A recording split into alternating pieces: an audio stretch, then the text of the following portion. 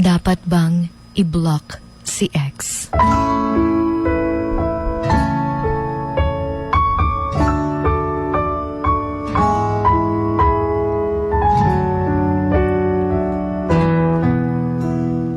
Ang pag-block, unfriend, o unfollow sa isang tao ay hindi nangangahulugang you are immature, natalunan ka, na hindi ka pa naka-move on, na hinahabol mo pa siya. It is called self-respect.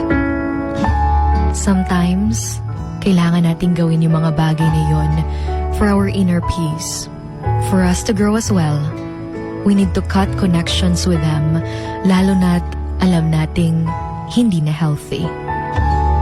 Dahil the more na makikita mo sila, the more kang masasaktan. Especially if nasa healing stage ka pa lang. Iba-iba tayo ng ways of moving on. And if nakikita mong blocking them or even removing them from your life would be the best way, then do it. May iba naman na after how many months of blocking their ex ay ina-unblock nila dahil naka-move on na sila. Then that's still fine as long as you're totally fine as well. Hindi yung i-unblock mo dahil kailangan mo siya o dahil gusto mo pang makipagbalikan sa kanya.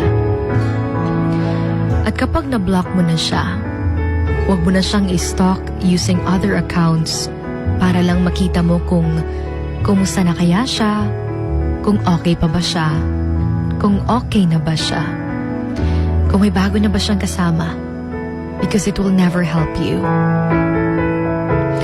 At huwag na huwag maging bitter kapag nalaman mong may bago na siya, samantalang ikaw nasa process of moving on pa. Iba't iba tayo ng gusto. Iba't iba tayo ng paraan kung paano. You don't have to compete para lang sabihin niyang okay ka na. Because the moment that you decided na bitawan na siya, okay ka na sa panahong yun dahil nakalaya ka na. And that's a hard decision. But remember to never decide something if alam mong hindi ka pa fully healed. Dahil may iba na akala nila na okay na sila dahil hindi na nila naiisip yung ex nila, kaya they decided na i-unblock ito. Pero pagkakita nila sa updates nito sa social media na may kasama ng bago, bigla silang nasaktan lalo. Yung nakikita mong sobrang saya nila, tas biglang bumalik lahat ng sakit na nararamdaman mo.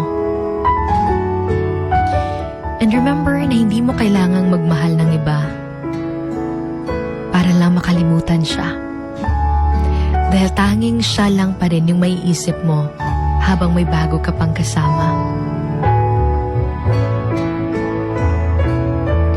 And wag na wag ding magparinig ang social media para lang mailabas mo ang galit mo sa kanya. The attempt to escape from pain is what creates more pain.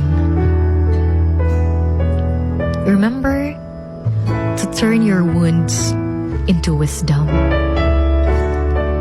Moving on doesn't mean forgetting. It means accepting and growing from the experience.